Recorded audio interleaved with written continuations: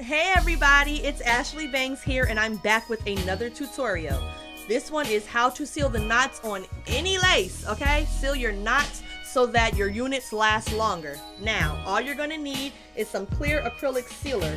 Mine is blocked out because this brand ain't paying me. And you ain't getting no promotion if you ain't paying me. Big guy. Now, what you're gonna do is you're going to cover the hair with your hands or a towel.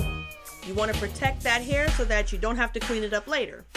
And you're just going to spray across the lace, okay? When you spray, don't just spray in one spot and stay there. Keep it moving and go across so that it coats lightly over the lace, right? And you're going to do that and let it dry. If you want to do a second layer, go right on ahead, but make sure that that first layer is dry. Also, FYI, this will make your lace a little bit stiff. So I suggest staying away from the hairline of the lace. That way it doesn't irritate your skin when you apply it. And that's really it for the tutorial. So I'll catch you next time on the next one.